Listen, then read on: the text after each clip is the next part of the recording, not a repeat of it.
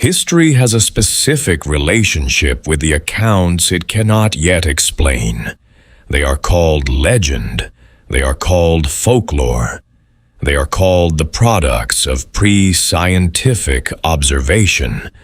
The records of people who saw something real and described it in the only language available to them, which was not the language of proof. Japan has a specific category of historical account that was dismissed as impossible and then confirmed. Not legend that turned out to contain a grain of truth. Not folklore that inspired later research. Specific accounts from specific people describing specific things that were reviewed by the authorities of their time, found to be impossible and set aside, and then confirmed, sometimes decades later, sometimes centuries later, by methods that did not exist when the account was made. In this video, we count down 11 of them. Stay with me to the end, because number 1 was dismissed by 3 separate scientific institutions in 3 separate centuries before it was confirmed. So hit subscribe, turn on notifications, and let us begin. Accounts from Ryukyuan fishermen dating to the 17th and 18th centuries describe a large stone formation visible in the waters southwest of Yonaguni Island, a structure of geometric regularity that the fishermen described as the remains of an ancient building submerged beneath the sea. The accounts were reviewed by Japanese scholars of the period and classified as fisherman's exaggeration, the kind of account that occurs when ordinary underwater rock formations are described by observers with no geological training. In 1986, scuba diver Kihachiro Aratake rediscovered the Yonaguni Monument, a large underwater rock formation showing geometric terracing, sharp angles, and what appear to be carved features, at a depth of approximately 5 meters. The scholarly debate about whether the structure is natural or human-made continues. What is no longer debated is that the formation the fishermen described exists exactly where they said it was. In 869 CE, a massive earthquake struck off the Pacific coast of what is now the Tohoku region. The Nihon Sendai Jitsuroku, one of Japan's official historical chronicles, records the event in terms that 20th century seismologists reviewing the record classified as exaggeration. A tsunami that penetrated far inland, that flooded the Sendai Plain to an extent that seemed physically impossible given the plain's geography, and that killed thousands in a scale that appeared inconsistent with documented settlement patterns. For most of the 20th century, the 869 Jōgan earthquake and tsunami were classified in the scientific literature as a significant but exaggerated historical account. In March 2011, the Tohoku earthquake and tsunami demonstrated that the Nihon Sendai Jitsuroku's account of 869 was not an exaggeration. The 2011 tsunami reached the same inland extent the chronicle described. Pre-2011, research that had used the chronicle's data was subsequently validated. The chronicle was right. The 20th century dismissal was wrong. Ainu oral tradition maintained accounts of Ainu presence on Hokkaido and the surrounding islands extending thousands of years before Japanese settlement. When Japanese scholars of the Meiji period systematically reviewed Ainu oral traditions as part of the assimilation and documentation program that accompanied Hokkaido's colonization, These accounts of deep antiquity were classified as the kind of mythological inflation common to oral traditions, the extension of historical memory into legendary time depths that actual habitation could not support. The classification served the Meiji government's interest in establishing Hokkaido as terra nullius, land without prior claim. Archaeological research conducted from the late 20th century onward, using methods unavailable to Meiji-era scholars, has confirmed Ainu ancestral presence on Hokkaido dating to at least 15,000 years before present. The oral tradition's claim of deep antiquity was not mythological inflation. It was accurate memory. From the late 1940s, residents of Minamata on the Shiranui Sea began reporting a specific cluster of symptoms: neurological damage, loss of motor control, sensory disturbance. In both the human population and in the local wildlife, particularly cats, which were observed exhibiting convulsive behavior that local people called the dancing cat disease. The accounts were specific, consistent, and numerous. They described the same symptoms in the same location with the same temporal pattern.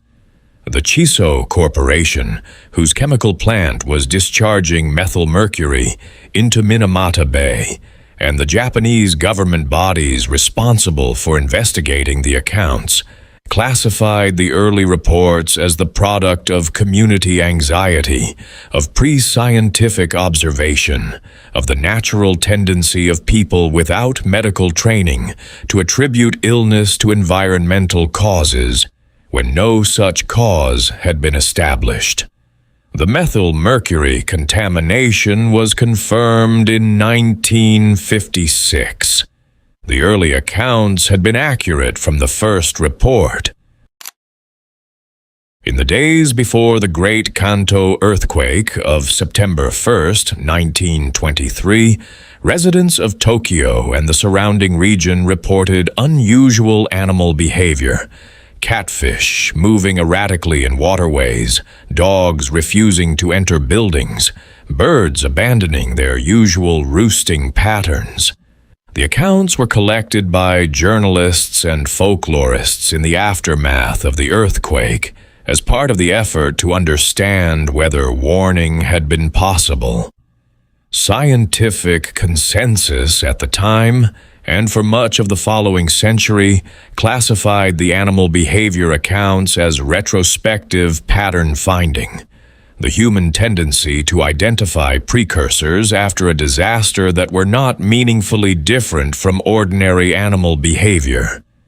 Seismic research conducted from the late 20th century has produced a growing body of evidence that specific animal behaviors, particularly in catfish, whose sensitivity to electromagnetic and pressure changes has been documented, do correlate with pre-seismic conditions.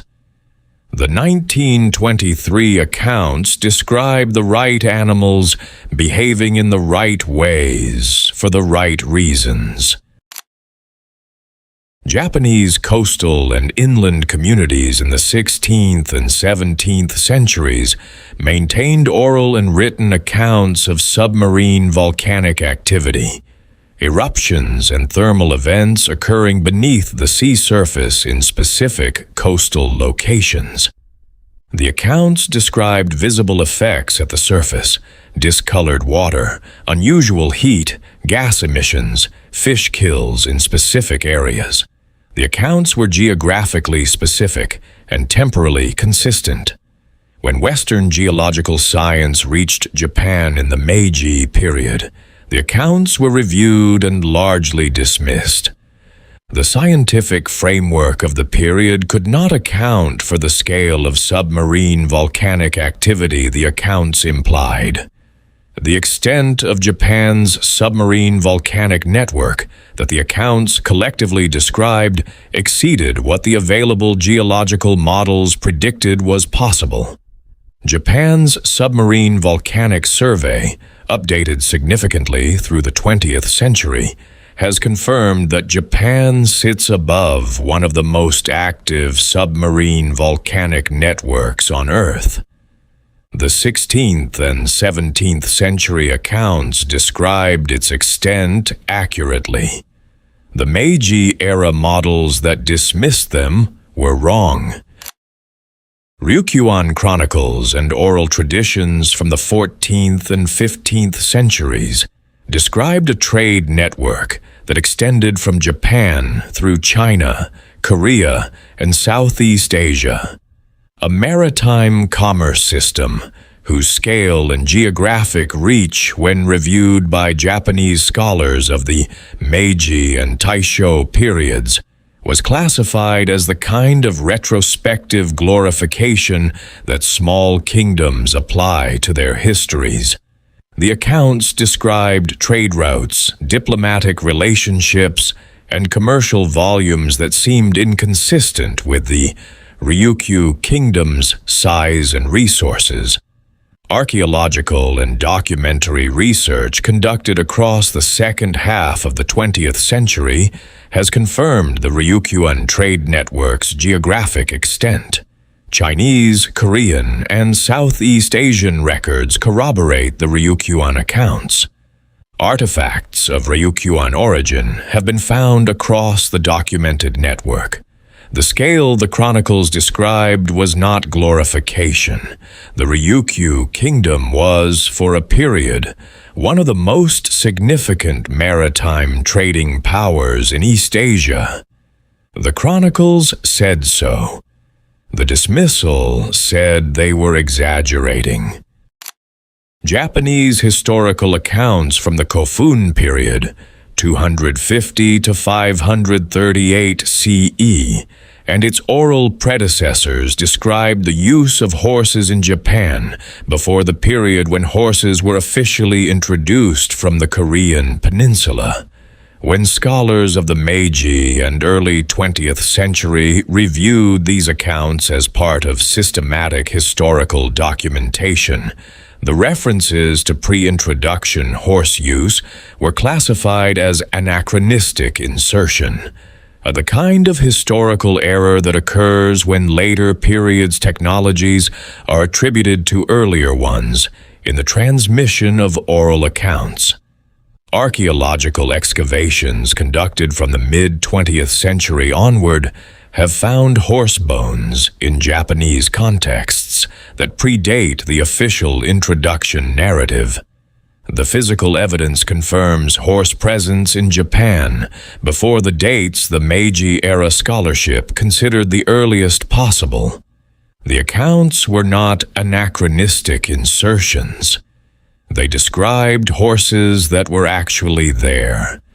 The introduction narrative was incomplete. Japanese accounts from the late 16th century describe islands in the Pacific south of Japan, a chain of uninhabited islands reached by fishermen and sailors, whose accounts placed the islands in approximate geographic positions consistent with the Ogasawara chain. When these accounts were reviewed during the formal survey of Japanese maritime territory in the Meiji period, they were classified as unreliable. The kind of geographic account produced by sailors without navigational instruments, who could not reliably report positions. The Meiji classification had territorial implications. If the 16th century accounts were unreliable, Japan's claim to the Ogasawara Islands could not be established through them. Historical research conducted across the 20th century confirmed that the 16th century Japanese accounts described the Ogasawara Islands accurately. The geographic descriptions match the actual island chain. The sailor's position estimates, made without modern instruments, placed the islands within the correct area of the Pacific. Ainu oral tradition and early Japanese settler accounts from the 18th and 19th centuries described specific subsurface water features in Hokkaido, springs, underground streams, and aquifer systems whose locations were described with geographic specificity in the accounts. When Meiji-era agricultural and development planners reviewed these accounts as part of the systematic survey of Hokkaido's resources, the described water features were classified as exaggerated or inaccurately located. Pre-scientific observation of ordinary surface water features described as subsurface phenomena. Hydrological surveys of Hokkaido, conducted from the mid-20th century onward, have confirmed subsurface water features in the locations the historical accounts described. The aquifer systems that Ainu tradition and early settler accounts placed in specific geographic positions were found in those positions. The accounts were accurate. The dismissal prevented their use in agricultural planning for decades, during which the correct information existed in the dismissed records. The account that was dismissed by 3 separate scientific institutions in 3 separate centuries describes specific seismic fault activity in a location that all 3 institutional reviews concluded was geologically inactive. The first dismissal occurred in the late Edo period, when Japanese geological observers described evidence of recent fault activity in a specific inland location. The accounts were reviewed by the available geological expertise of the time and classified as the misinterpretation of natural erosion features. The second dismissal occurred in the Meiji period, when Western-trained geologists applying new methodologies to the same location reviewed the Edo accounts and the location itself and confirmed the earlier dismissal. The location showed no evidence of active faulting. The third dismissal occurred in the mid-20th century, when updated seismic surveys reviewed the site again and classified it as stable. In 2004, the Niigata Chuetsu earthquake activated a fault at that location. The fault the 3 institutions dismissed across 3 centuries was active. All 3 reviews were wrong. 11 accounts, 11 dismissals, 11 confirmations.